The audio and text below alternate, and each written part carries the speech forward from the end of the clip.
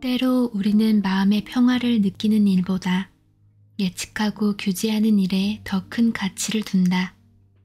우리는 다음 순간 비참의 질이라 예측하고 그 예측이 맞았을 때 쾌감을 느끼는 것이 현재 순간에 진정한 행복을 누리는 것보다 더 중요한 일인 것처럼 느끼곤 한다. 이것은 얼빠진 방식으로 자신을 보호하려고 애쓰는 것이라 할 수 있다. 그것은 즐거움과 고통을 혼동하는 짧은 생각으로 머리를 굴리는 일이다. 우리는 과거의 두려움이 미래의 두려움을 곧잘 예고한다고 믿을 때가 많다. 결국 이런 유형의 사고로 인하여 우리는 현재의 사랑과 기쁨을 느낄 여지가 없는 두려움의 악순환을 일으키고 시간의 대부분을 과거와 미래에 대한 염려로 보내게 된다. 우리는 진상을 자신의 현실로 선택할 수 있다. 우리의 의지가 자유롭기 때문에 우리는 진실을 보고 체험하는 것을 택할 수 있다. 사랑이 우리의 현실이라는 진실을 우리는 체험할 수 있다. 그렇게 하기 위하여 우리는 두려움에 가득 찬 과거와 미래에 의한 제약과 우리 문화에서 채택한 의심스런 현실에 의한 제약을 매 순간 거부해야 한다. 우리는 실제하는 유일한 시간인 이 순간을 체험하는 것과 지금이라는 현실을 사는 것을 택할 수 있다. 마음은 경계선이 없으므로 사람들의 마음은 실상 서로 연결되어 있다. 사실 우리의 마음은 자신이 부과하는 제약만 받는다. 예를 들어 두려움에 찬 과거를 진짜라고 치부하는 것을 가치 있게 여길 때 우리는 과거를 현실로 사용하도록 마음을 제한한다. 그 결과 우리의 마음은 다가올 모든 일을 두려움에 떨며 바라볼 뿐 평온하게 현재를 즐길 여유를 좀처럼 가지지 못한다. 할 수 없다, 불가능하다와 같은 말을 사용하면서 우리는 두려운 과거로부터의 제약을 자신에게 덮어 씌우는 것이다. 상대방이 우리를 공격한다고 우리가 지각할 때 우리는 보통 방어적이 되고 직접적이건 간접적이건 반격의 길을 찾아낸다. 공격은 언제나 두려움과 죄책감에서 연유한다. 누구도 자신이 위협받는다고 먼저 느끼지 않는 한, 또 상대방의 취약점을 이용하여 공격하는 것이 자기의 힘을 보여주는 길이라고 믿지 않는 한 공격하지 않는다.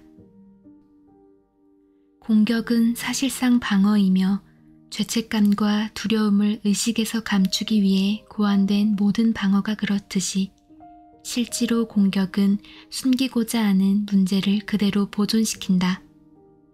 우리 대부분은 공격함으로써 자신이 원하는 그 무엇인가를 정말 얻을 수 있다는 믿음에 빠져 있다. 우리는 공격이나 방어가 내면의 평화를 가져오지 않는다는 사실을 망각하는 것 같다. 갈등 대신에 평화를 체험하려면 우리의 지각을 변화시키는 것이 꼭 필요하다. 우리는 상대방이 우리를 공격하는 것으로 볼 게 아니라 그가 무엇을 두려워하는 것으로 볼 수 있다. 사람은 언제나 사랑이 아니면 두려움을 표현한다.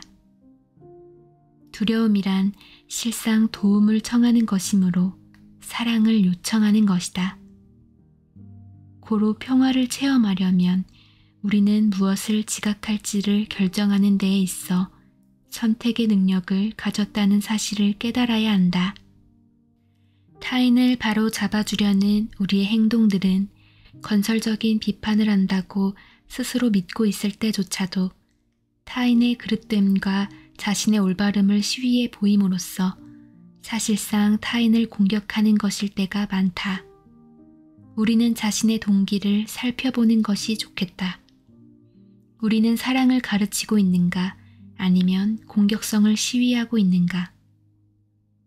다른 사람들이 우리의 기대에 맞도록 변화하지 않으면 우리는 그들을 죄인으로 취급하는데 그럼으로써 우리는 죄책이 존재해야 한다는 자기의 신념을 강화시킨다.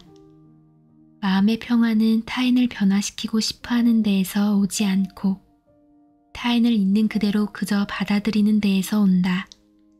진정한 받아들임은 언제나 요구와 기대를 달지 않는다. 내가 주는 모든 것은 나에게 주는 것이다. 주는 것이 받는 것이라는 것이 사랑의 법칙이다. 이 법칙에 따라 우리는 다른 사람에게 사랑을 베풀 때 사랑을 얻으며 주는 것을 동시에 받는다. 사랑의 법칙은 풍요를 바탕으로 한다. 우리는 언제나 사랑으로 가득 차 있고 사랑의 곡창은 항상 차고 넘친다. 우리가 보답을 기대하지 않으면서 다른 사람에게 무조건 사랑을 줄 때 우리 마음속의 사랑은 확장하고 결합한다. 그렇게 사랑을 베품으로써 우리는 내면의 사랑을 증대시키고 모든 사람이 혜택을 입는다. 한편 세상의 법칙은 주는 것은 잃는 것이라고 말한다.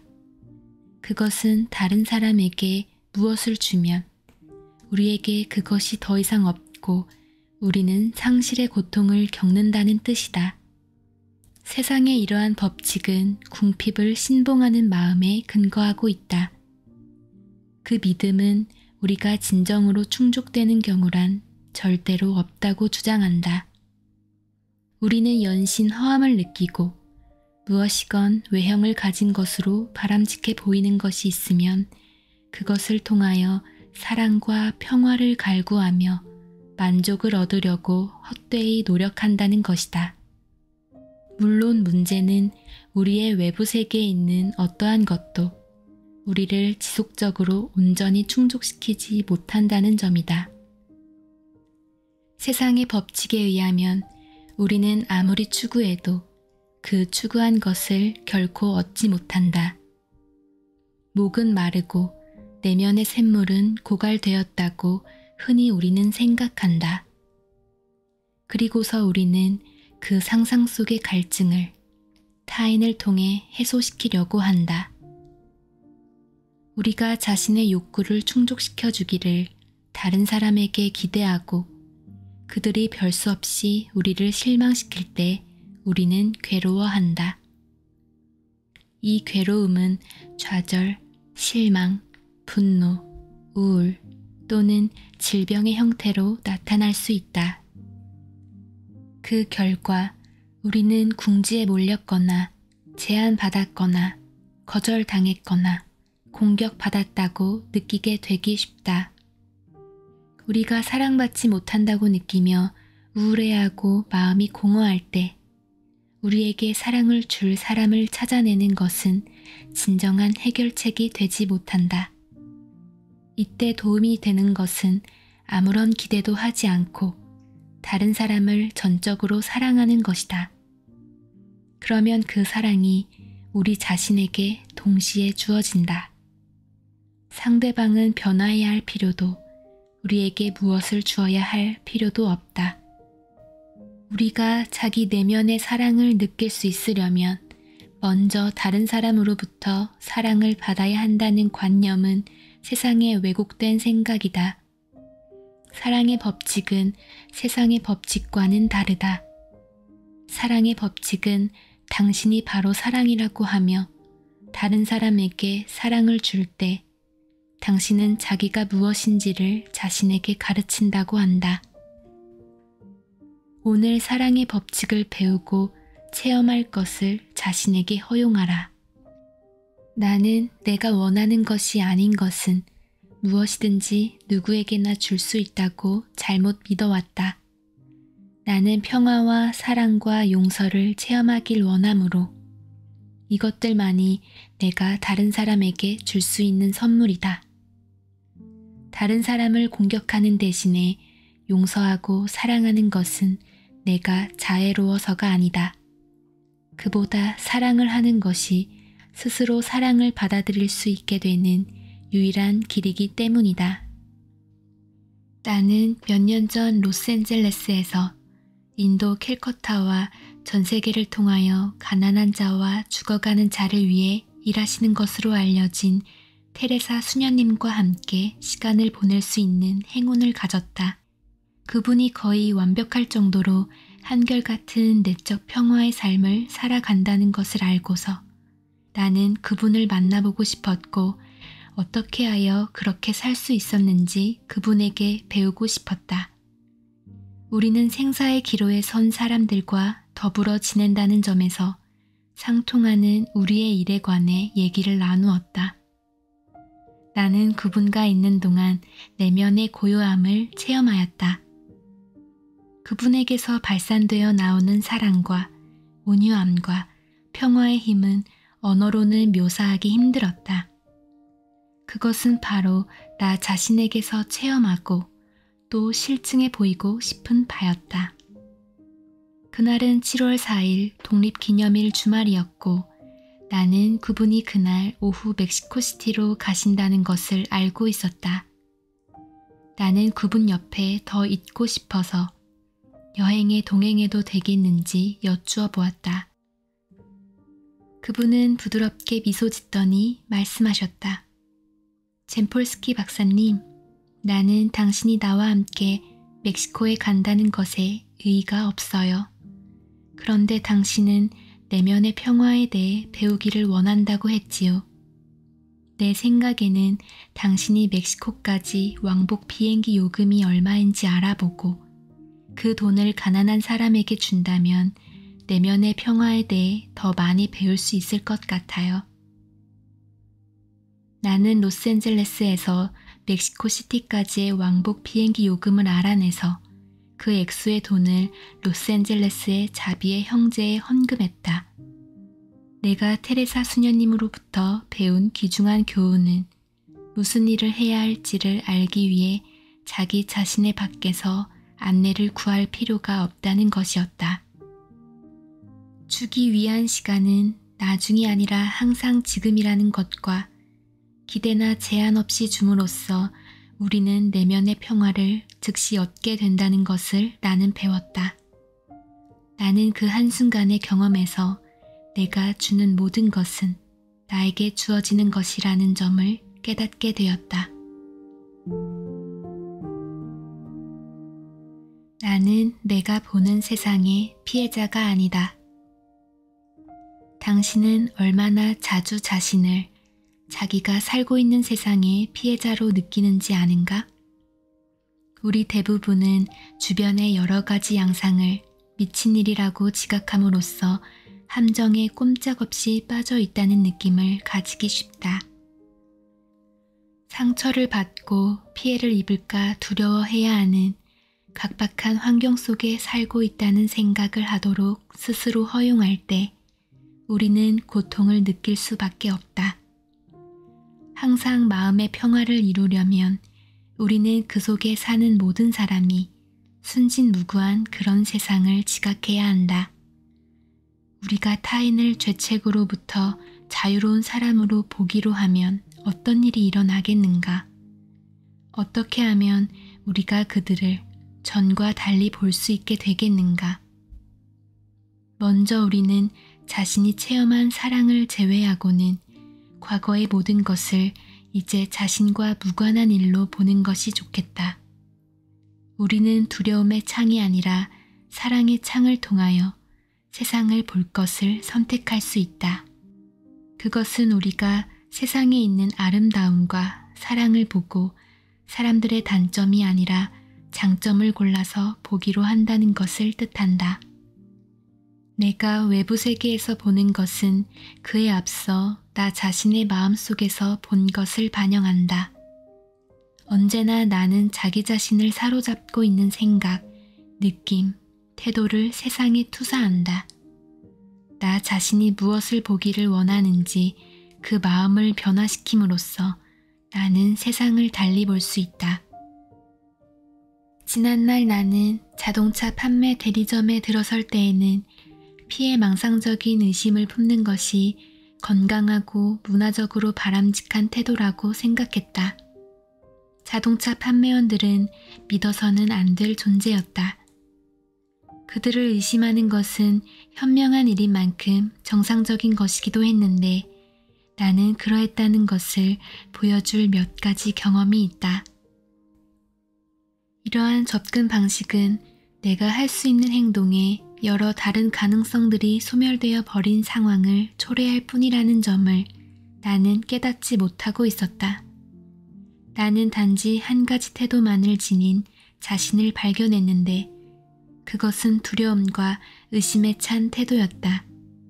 마음의 평화는 있을 수 없었다. 판매원도 고객을 불신하도록 가르쳐준 자신의 과거 경험을 토대로 하여 행동하리라는 점을 나는 생각조차 못했다. 그는 고객들이 그를 경시하며 비하하는 식으로만 대한다는 것을 배웠던 것이다. 고객이 자기를 2등 시민으로 지각하는 것을 보면서 그가 하는 일이라곤 자기도 자기 자신을 그런 눈으로 보는 것이 고작이었다. 자동차 판매원과 내가 공유하는 것이 딱 한 가지 있었다. 서로 상대방에 대해 전적으로 왜곡되게 지각한다는 것. 우리가 자신의 시야를 흐리게 하는 방법은 같았다. 우리는 자신의 과거에서 어떤 특정한 면들을 골라서 하나의 판단을 만들고 그 판단에 따라 현재의 상대방을 저울질하였다. 나는 이제 대규모 자동차 판매 대리점에서 구매 상담을 할 때 나의 태도가 달라지고 있는 것을 본다. 우리는 함께 과거의 원망을 놓아주고 용서를 실천하고자 노력하고 있다. 고객과 판매원이 과거가 현재와 무관하다는 사실을 명백히 알고 과거를 흘러가게 함으로써 잘못을 보는 사람들이 아니라 사랑을 보는 사람들, 사랑을 구하는 이들이 아니라 사랑을 주는 이들이 된다면 어떻게 될까? 그렇게 되면 아마 우리는 평화를 원한다는 유일한 동기만을 갖고서 서로에게 자유로이 접근할 것이다. 나는 내가 보는 세상의 피해자이다라는 착각은 이제 나는 내가 보는 세상의 피해자가 아니다로 변화된다. 나는 오늘 일어나는 어떤 일도 판단하지 않겠다. 당신은 단 하루만이라도 모든 사람을 전적으로 수용하고 아무 판단도 하지 않으며 지내보기로 한 적이 있는가? 우리 대부분은 그것이 매우 어려운 일이라는 것을 알고 있는데 그것은 우리가 하루는 고사하고 단 몇 분 동안만이라도 판단하는 일 없이 사람들과 함께 지내는 적이 드물기 때문이다. 자신이 자기와 타인을 얼마나 자주 정죄하는지 돌이켜볼 때 간담이 서늘해지는 사람이 우리 가운데 많을 것이다. 우리는 판단하지 않고 지내는 것은 거의 불가능하다고까지 느낀다. 그러나 우리에게 정말 필요한 것은 즉석의 완벽함을 기대하지 않으며 판단하지 않고 살기를 실천해 나가려는 의향이 전부이다. 원치 않는 옛 습관을 버리는 일은 반복되는 줄기찬 실행을 통하여 이루어진다. 우리 대부분은 터널 시야라고 할 수 있는 마음의 상태를 가지고 있다. 우리는 사람 전체를 보지 않는다. 우리는 인간의 단편만을 보며 우리 마음은 우리가 본 바를 잘못으로 해석하는 경우가 많다. 대체로 우리는 건설적인 비판이라는 허울 좋은 이름 아래 실상은 흠잡는 일이 자행되기 일수인 가정과 학교 환경 속에서 자라났다. 배우자, 자녀, 친구들 또는 어쩌다가 만나는 사람과도 이런 오류를 되풀이하는 자신을 발견할 때에는 마음을 가라앉히고 자신의 생각을 관찰하여 흠잡는 사람이 되는 것은 전적으로 우리의 과거 경험에 달렸다는 사실을 자각하는 것이 좋겠다. 평가하고 또 타인으로부터 평가받는 과거의 습관은 최악의 경우에는 두려움을 낳고 최선의 경우에는 조건적인 사랑을 낳는다. 무조건적인 사랑을 체험하려면 우리는 자기 자신의 평가자 부분을 제거해야 한다. 우리는 평가자의 소리 대신에 자신과 타인에게 나는 너를 있는 그대로 다 사랑하고 받아들인다고 말하는 내면의 소리를 들을 필요가 있다. 오직 사랑만을 보는 사람이고자 하는 자신의 결심을 강화시켜 나갈 때 우리가 타인의 장점에 주목하고 단점을 간과하는 것이 쉬워진다. 우리 자신을 포함하여 모든 사람에게 이 학습을 적용시키는 것이 중요하다. 그것은 우리가 자기 자신도 사랑 어린 눈으로 볼 수 있게 된다는 것이다. 다른 사람을 판단하지 않는 것이 두려움을 놓아주고 사랑을 체험하는 또 하나의 길이다. 타인을 판단하지 않는 것, 그들을 온전히 수용하며 그들을 변화시키려고 하지 않는 것을 배우면서 우리는 자기 자신을 수용하는 것도 함께 배울 수 있다. 우리가 생각하는 것, 말하는 것, 행하는 것 모두가 부메랑처럼 반작용되어 우리에게 돌아온다.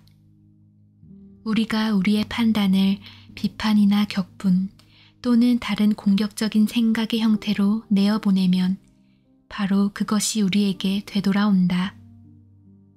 우리가 판단하기를 삼가고 오직 사랑만 내어보내면 그 사랑이 우리에게 되돌아온다.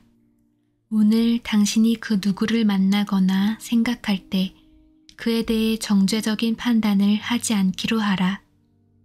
당신이 만나거나 생각하는 그 모든 사람을 펼쳐져 오는 사랑으로 보든지 아니면 두려움에 차서 도움을, 즉 사랑을 요청하는 것으로 보라. 멋있는 고급 식당에 저녁 식사를 하러 갔을 때 접대는 형편없기 짝이 없고 종업원이 거칠고 무례하고 불친절한 경우를 우리 대부분이 경험해 보았을 것이라고 나는 생각한다. 우리는 정당화된 분노, 사리에 맞는 원망, 적개심 어린 공상과 같은 반응을 보이고는 팁을 남겨놓지 않고 식당을 나가버리는 일도 있었을 것이다. 내면의 평화를 우리의 단일 목표로 하려면 우리는 정당화된 분노 또는 원망이 평화를 가져다 준다는 그 잘못된 믿음을 고쳐야 한다. 분노와 공격은 마음의 평화를 가져오지 않는다. 이제 이 단막극을 처음부터 다시 시작해보자. 이번에는 나는 그 여자 종업원이 이틀 전에 남편을 잃었고 집에는 순전히 혼자 힘으로 키워야 할 5 자녀가 기다리고 있다는 얘기를 자리에 앉자마자 그 단골 손님에게 속삭여 줄 것이다. 이제 그는 그 종업원이 두려움을 많이 느끼고 있을 것이라고 보고 그녀가 사랑을 필요로 한다는 것을 인식한다.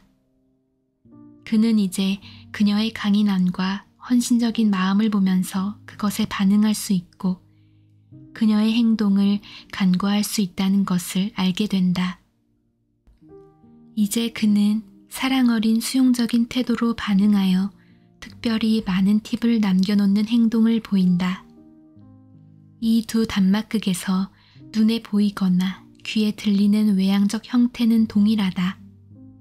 그러나 처음 극본에서는 두려움의 창을 통해서, 두 번째 극본에서는 사랑의 창을 통해서 그 사건들이 보여지고 소개된다.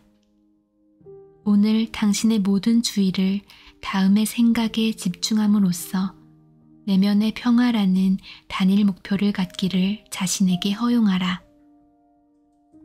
나는 오늘 일어나는 모든 일들을 판단하지 않고 볼 것이다. 모든 사건들은 두려움 대신에 사랑을 체험할 또 하나의 기회를 나에게 제공한다.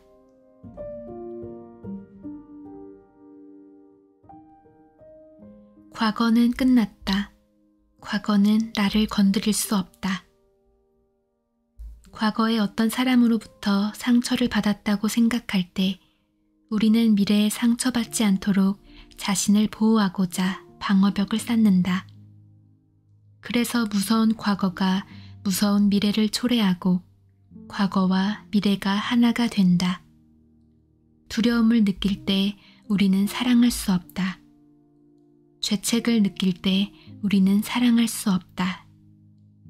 무서운 과거를 놓아버리고 모든 사람을 용서할 때 우리는 순수하고 완전한 사랑을 경험하고 모든 것과 하나임을 체험할 것이다.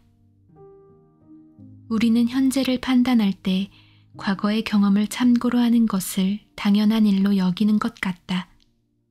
이것은 어두운 색깔의 뒤틀린 유리를 통하여 현재를 보는 것 같은 결과를 가져온다. 친숙함이 항상 경멸을 낳는 것은 아니지만 친숙함은 가까운 사람들에 대한 우리의 지각을 흐려놓기 쉽다.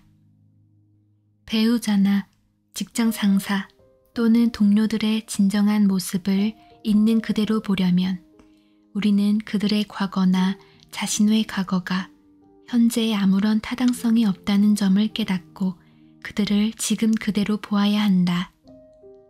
아무런 정죄함이 없이 현재를 보는 것은 매 순간을 새로운 탄생의 체험이 되게 하는 것이다.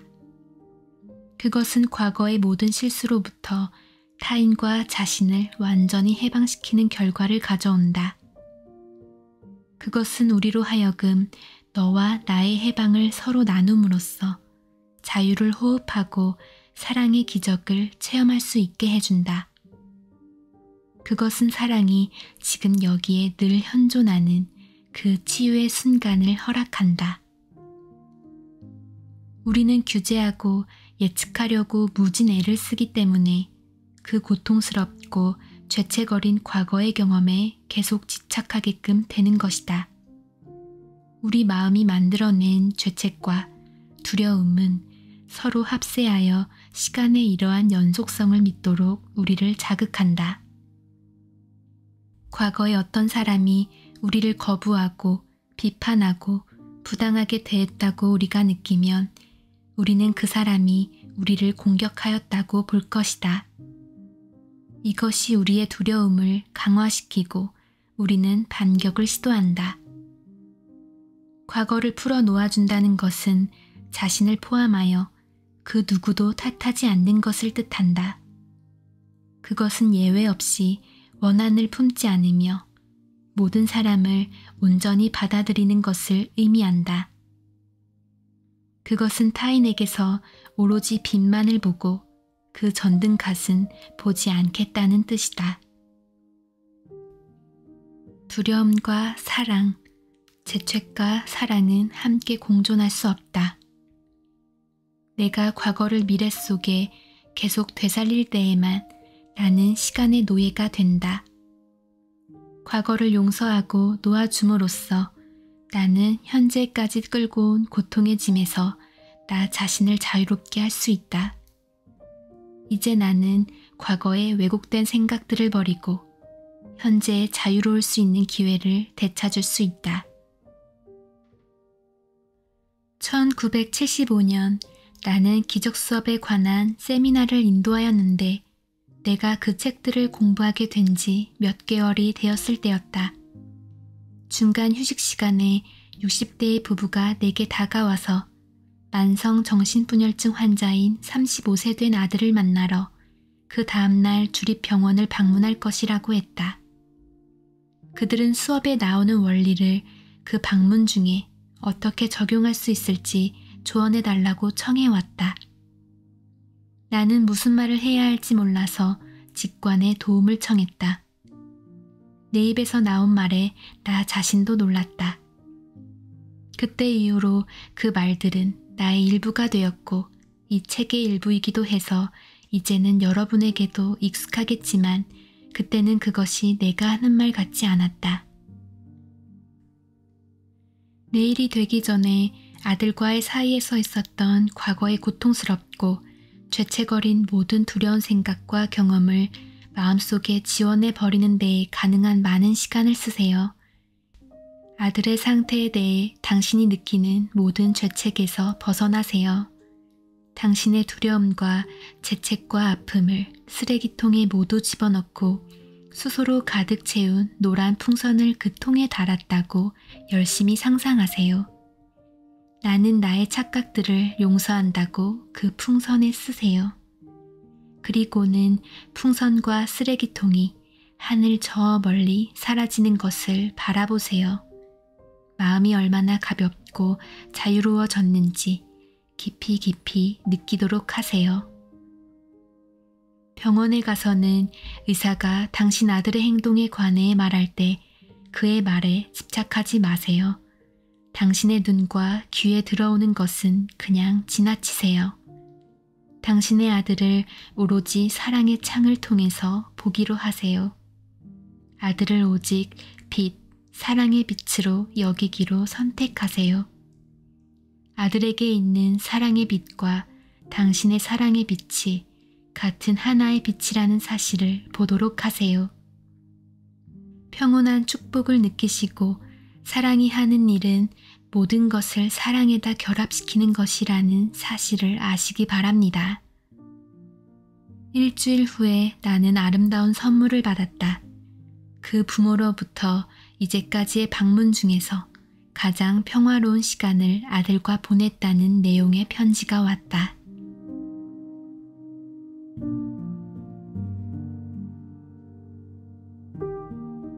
나는 모든 가슴 아픈 생각을 변화시키고자 할 수 있다. 자유의지와 선택이 마음의 타고난 속성이라는 것을 우리는 대체로 망각하는 경향이 있다. 빠져나갈 길은 보이지 않고 궁지에 몰린 것 같은 느낌을 경험해보지 않은 사람은 아마 없을 것이다. 그렇게 막막할 때 도움이 될 제안을 하나 하겠다. 탈출구를 찾기 위해 적극적인 상상법을 쓸 수 있다. 마음의 벽을 그리고 그것이 당신의 문제라고 생각하라. 이 벽면 위에 문을 그리고 그 위에 빨간색의 비상구 표시를 단다. 당신은 그 문을 열고 통과해 나가서 굳게 닫아버린다고 상상한다. 당신은 문제를 뒤에 두고 떠났기 때문에 더 이상 문제를 가지고 있지 않다.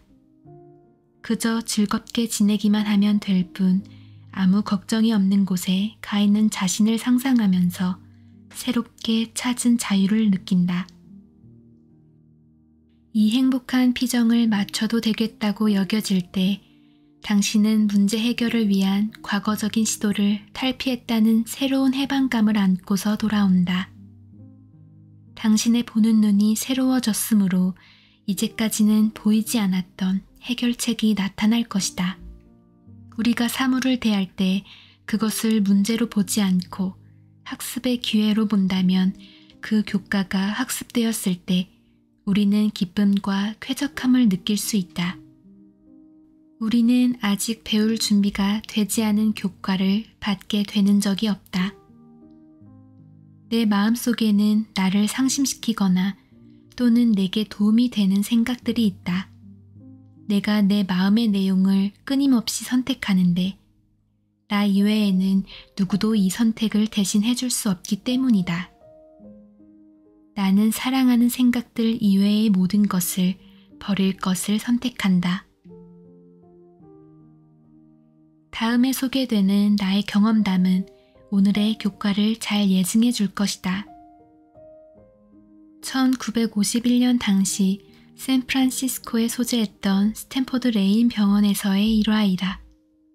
그때 나는 두려움에 질려서 옴짝달싹 못하는 심정이었다. 나는 정서적으로 고통을 느끼고 신체적인 고통이 수반될 위험도 있다고 느꼈다. 현재를 보는 나의 눈은 확실히 과거에 물들어 있었고 나는 마음의 평화나 기쁨을 느끼지 못하고 있었다. 어느 일요일 새벽 2시에 나는 갑자기 발작을 일으킨 환자를 보러 정신과 폐쇄병동에 불려갔다. 그는 급성 정신분열증으로 진단받고 전날 오후에 입원된 처음 보는 환자였다. 내가 가기 10분 전쯤에 그는 병실 문에 쳐놓은 나무틀을 뽑아내었다고 했다. 나는 병실 문에 달린 조그만 창문을 통해 190cm에 127kg이나 되는 거구의 남자를 보았다. 발가벗은 그는 못이 삐져나온 그 큰 나무틀을 받쳐들고서 알아들을 수 없는 말을 중얼거리며 방 안을 뛰어 돌아다니고 있었다. 나는 정말 어찌해야 좋을지 몰랐다. 2명의 남자 간호사가 있었지만 2사람 다 오피트도 안 되어 보이는 체구들이었고 우리는 의사 선생님 뒤에 딱 붙어 서 있을게요 라고 하는 것이었다. 그러니 그들을 믿을 수도 없었다.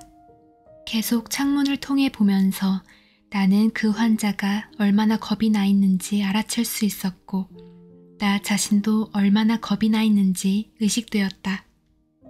그런데 갑자기 그와 내가 이렇게 한 통속이니까 마음이 통할지도 모르겠다는 생각이 들었다. 즉 우리는 둘 다 무서워하고 있었다. 달리 어떻게 해야 할지 몰라서 나는 그 두꺼운 벽 너머로 나는 젠폴스키 의사입니다. 나는 당신을 도우려고 왔는데 겁이 납니다. 내가 다칠까 두렵고 또 당신이 다칠까도 두렵고 나는 아무래도 당신이 겁을 내고 있는 것 같아요. 라고 외쳤다. 그러자 그는 중얼거리던 것을 멈추고 돌아서서 말했다. 빌어먹을, 당신 말이 맞아. 나는 무서워 죽겠어. 나는 계속 그에게 내가 얼마나 무서워하고 있는지 외쳐댔고 그는 자신이 얼마나 무서워하고 있는지 외쳐댔다. 어떤 의미에서 우리는 서로에게 상담자가 되어주고 있었다. 그렇게 대화하는 사이에 우리의 두려움은 사라져갔고 목소리는 잔잔해졌다. 그러자 그는 나만 그 방에 들어오도록 허락해서 나는 그와 얘기를 나누고 먹는 약을 조금 준 다음 돌아올 수 있었다. 이것이 나에게는 매우 강력하고 중대한 학습의 경험이었다. 처음에 나는 그 환자를 나를 해칠 가능성이 있는 적으로 보았다. 마음이 심란하고 싸울 태세인 사람은 모두 위험하다고 나의 과거가 내게 말했다. 나는 두려움과 분리를 더 일으키고자 하는 목적을 지닌 권위라는 도구를 상대방을 조종하는 데에 사용하지 않을 것을 선택하였다. 겁에 질린 태도에서 공동의 유대감을 느끼고 내가 그에게 도움을 청했을 때 그는 나에게 동참하였다. 그러고 나서 우리는 서로를 돕는 입장이 되었다. 내가 그 환자를 적이 아니라 나의 교사로 보았을 때 그는 우리가 미친 모습은 서로 다르지만 다 같이 미쳐있다는 사실을 나로 하여금 깨닫게 해주었다. 우리 모두는 서로에게 교사이다. 나는 내가 배우고 싶은 것, 즉 내면의 평화를 가르치면서 보다 더 한결같이 내 마음의 평정을 이룰 수 있으리라고 믿고 이 책을 썼다. 이러한 접근 방식은 사람은 누구나 교사이자 학생이라고 보는 입장이므로 절대적인 스승을 구하는 사람들에게는 맞지 않다. 각자 내면의 평화를 이룬다는 한 가지 목표를 향해 나아가면서 사람의 실제를 자각하지 못하게 하는 장벽을 제거할 때 우리는 우리들의 마음이 서로 결합되어 있다는 것을 체험할 수 있게 된다. 그리하여 기적 수업에 나오는 다음의 말을 우리 자신의 삶에서 다 같이 실증하여 보자. 당신은 사랑이니 사랑만을 가르치라.